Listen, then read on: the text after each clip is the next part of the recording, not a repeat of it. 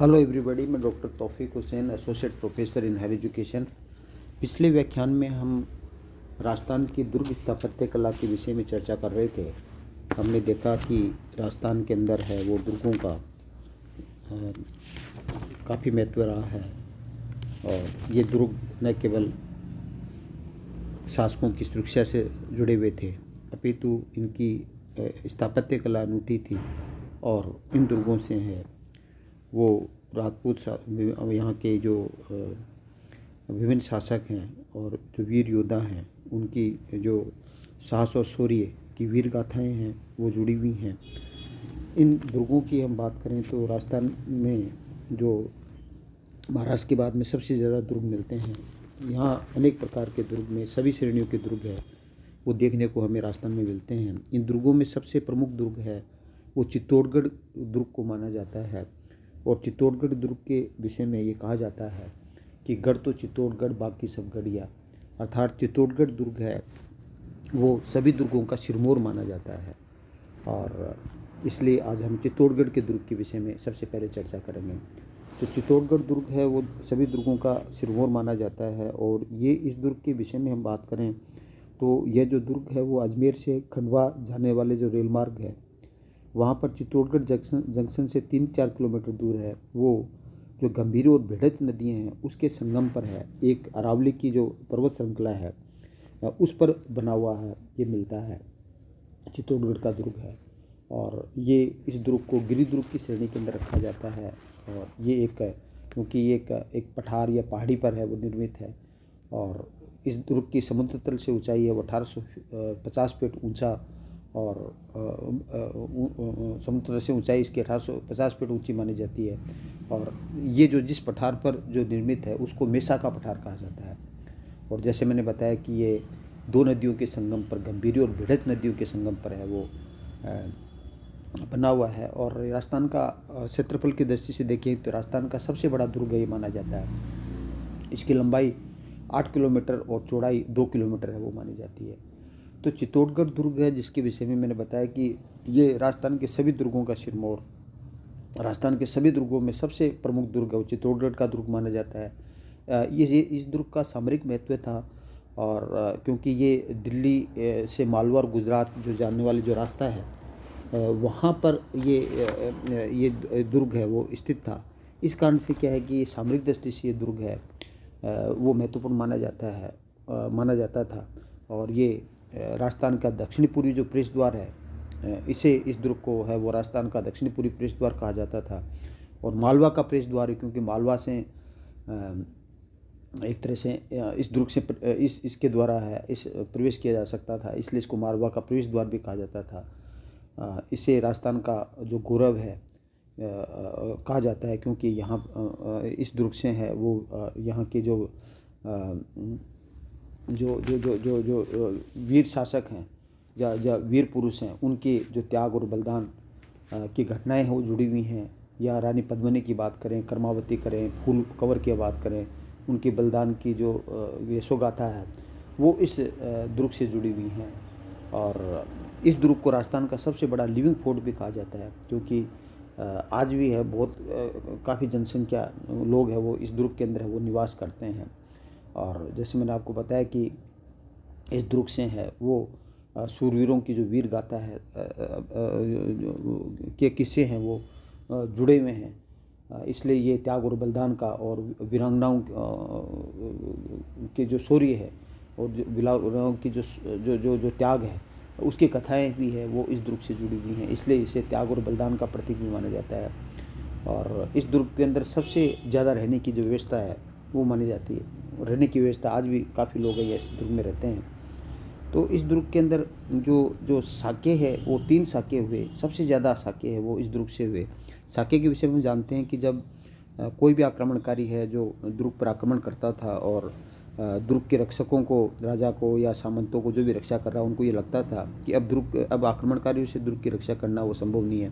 तो ऐसी स्थिति के अंदर जो पुरुष लोग होते थे वो केसरिया वस्त्र धारण कर के है वो दुश्मन की सेना पर टूट पड़ते थे और अपना सर्वस्व निछावर कर देते थे। वहीं इसको केसरिया कहा जाता था। और जब महिलाएं हैं वो अपनी अस्मिता की रक्षा के लिए है अपने आप को अग्नि के अंदर वो समर्पित कर देती थी, उसे जोहर कहा जाता था। और साका जो जो जो केसरिया और जोहर है उसको सम्मिलित रूप से है वो साका कहा जाता था। तो राजस्थान के अंदर, राजस्थान की जो इस दुर्ग है उससे इसमें सबसे ज़्यादा साके हैं वो 3 साके हुए। प्रथम साका आप जानते हैं 1303 के अंदर जब अलाउद्दीन खिलजी ने है वो चित्तौड़गढ़ के दुर्ग पे आक्रमण किया, तो उस समय रावल रतन सिंह और रानी पद्मिनी के नेतृत्व में वीरांगनाओं ने है वो केसरिया और जो जोहर है वो किया। तो जिसको चित्तौड़गढ़ के दुर्ग का जो प्रथम शाखा कहा जाता है। और दूसरा शाखा जैसे आप जानते हैं कि 1534 के अंदर है जो गुजरात का शासक जो बहादुर शाह है वो आक्रमण करता है। और ऐसी स्थिति के अंदर यहाँ दुर्ग की रक्षा करने वाली हाडी रानी कर्मावती है और जो जो वो जोहर करती है। और केसरिया देवलिया के ठाकुर जो बाघ सिंह है वो एक तरह से वो केसरिया करते हैं। तो दूसरा शाखा है वो बहादुर शाह के समय में 1534 में देखने को मिलता है। और तीसरा शाखा आप जानते हैं कि अकबर के समय 1568 के अंदर जब मेवाड़ का शासक है उदय सिंह थे, उस समय 1567 पर आक्रमण करते हैं। और उदय सिंह है वो क्या है कि अपने परिवार सहित पहाड़ों पर चले जाते हैं। और ऐसी स्थिति में जेमल, मेड़तिया और पत्ता सिसोदिया है को सौंप करके वो एक तरह से क्या है कि जंगलों के अंदर चले जाते हैं। और ऐसी स्थिति के अंदर क्या जेमल, मेड़तिया और पत्ता सिसोदिया है वो केसरिया करते हैं। और फूल कंवर है जो कि जो जो जो जो जो जेमल मेड़तिया की बहन और पत्ता सिसोदिया की पत्नी थी, वो फूल कंवर है, वो एक तरह से जोहर करती है। तो इस तरह से इस दुर्ग से 3 शाखे हैं, प्रसिद्ध 3 शाखे हैं, जिसमें जोहर और जो केसरिया दोनों होते हैं। तो 3 शाखे, सबसे ज़्यादा शाखे हैं वो चित्तौड़गढ़ के दुर्ग से हुए। ये 3 शाखे हैं जिसके बारे में हम डिटेल में आगे अध्ययन करेंगे। वो इस दुर्ग से वो जुड़े हुए हैं। तो जहाँ तक इस दुर्ग की हम बात करें कि इस दुर्ग का नाम जो प्राचीन नाम है, इस दुर्ग को चित्रकूट है वो कहा जाता था। और चित्रकूट है वो ही इसका जो अभ्रंश रूप है वो चित्तौड़गढ़ है वो कहलाए।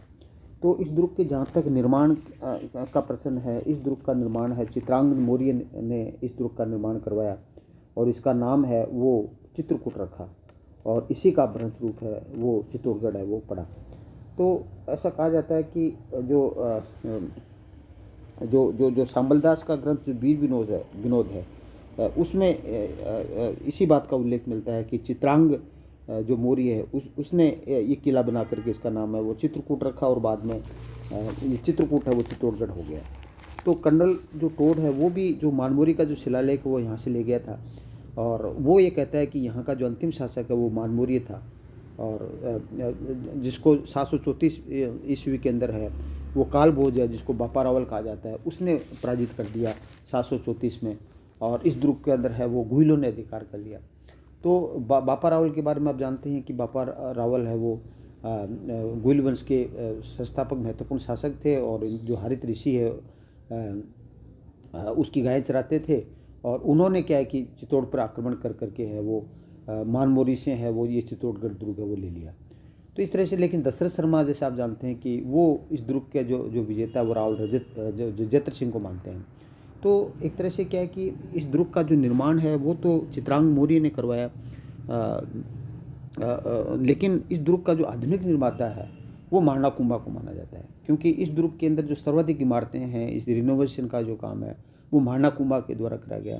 तो इस दुर्ग का जो आधुनिक निर्माता है वो महाराणा कुंभा को माना जाता है। और जैसा कि आप जानते हैं कि महाराणा कुंभा ने इस दुर्ग के अंदर 2 प्रवेश द्वार हैं। एक तो प्राचीन प्रवेश द्वार है पश्चिम की तरफ, और एक सर्पिलाकार जो प्रवेश मार्ग है जो महाराणा कुंभा ने है वो इस दुर्ग का जो इस दुर्ग के लिए जो प्रवेश मार्ग का जो निर्माण करवाया, उसके अंदर क्या है कि 7 प्रवेश द्वार हैं।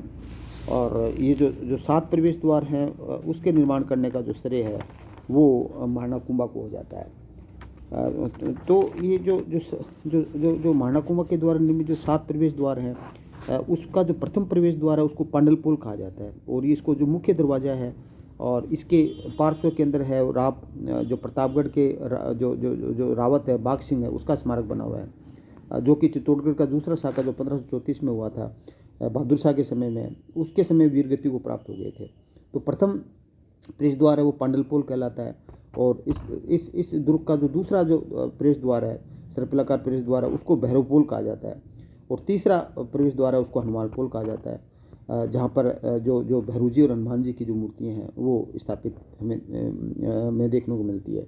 और इन दोनों दरवाज़ों के मध्य है जो भैरवपोल हनुमान पोल के मध्य है, वो हमें जयमल और कल्ला राठौड़ है उसकी छतरियाँ मिलती हैं, जो चित्तौड़गढ़ का जो तीसरा शाखा हुआ था उसके समय है वो जयमल और कल्ला राठौड़ वो शहीद हो गए थे। इसलिए इनकी जो छतरियाँ हैं वो हमें मिलती हैं भैरवपोल और हनुमान पोल के बीच के अंदर है।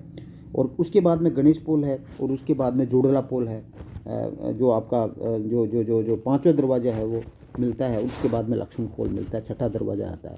और सातवां और अंतिम दरवाज़ा उसको राम पोल कहते हैं, और जिसके सामने जो आमेर ठिकाने के यशस्वी जो पत्ता सिसोदिया है उसका स्मारक है वो मिलता है। और जैसा कि मानते हैं कि पत्ता सिसोदिया है वो जो 1567 में अकबर ने जो चित्तौड़ पे आक्रमण किया था उस समय है वो शहीद हो गए थे।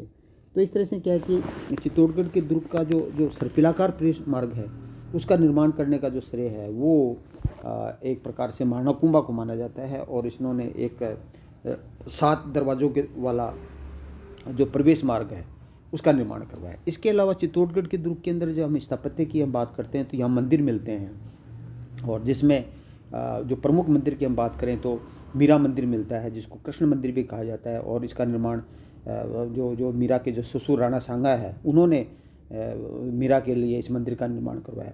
और बाद में यहाँ की जो मूर्ति, जैसे आप आगे पढ़ेंगे कि यहाँ के जो कृष्ण जी की जो मूर्ति है वो आमेर के शासक जो मान सिंह है वो ले गए, और आमेर के अंदर जो मंदिर बना हुआ उसको जगत शिरोमणि का मंदिर कहते हैं।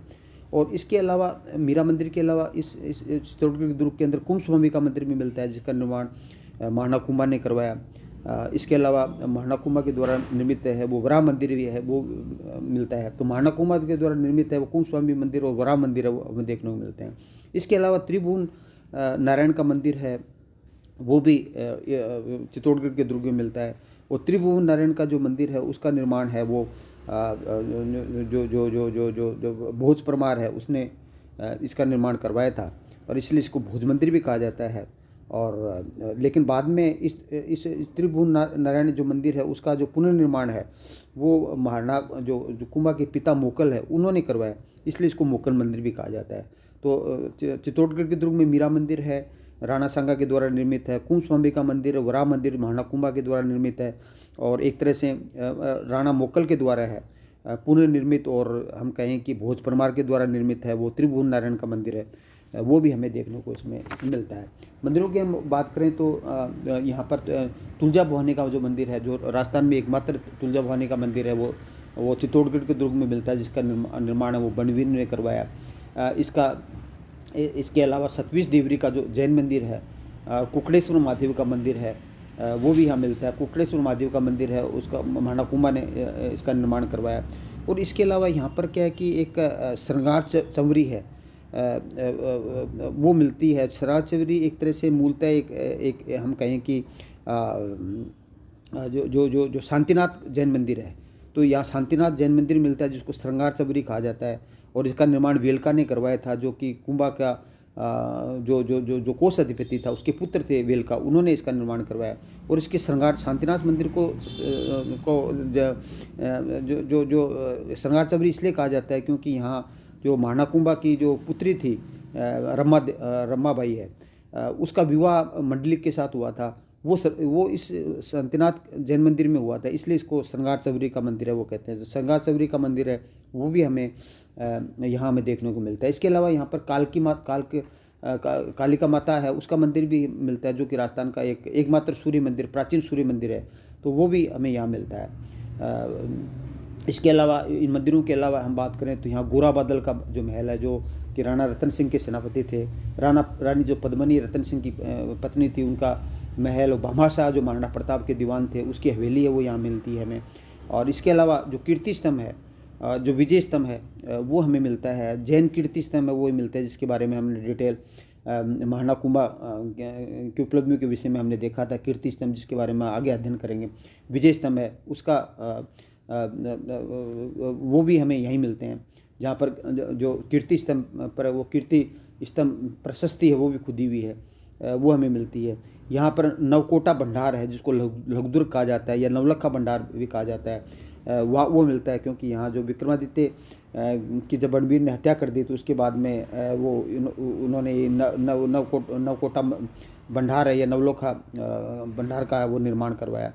तो इस तरह से क्या है कि चित्तौड़गढ़ के दुर्ग के अंदर है वो हमें विभिन्न प्रकार की जो भवन है वो हमें देखने को है वो मिलते हैं। तो इस तरह से हम कहें कि चित्तौड़गढ़ का, इसके अलावा यहाँ पर क्या है कि चित्तौड़गढ़ के दुर्ग के अंदर एक फतेह प्रकाश महल है, वो भी हमें मिलता है। और फतेह प्रकाश जो महल है उसका निर्माण है वो महाराणा फतेह सिंह ने करवाया, और वर्तमान के अंदर एक संग्रहालय के रूप के अंदर है वो, ये हमें संग्रहालय के रूप के अंदर वो हमें मिलता है।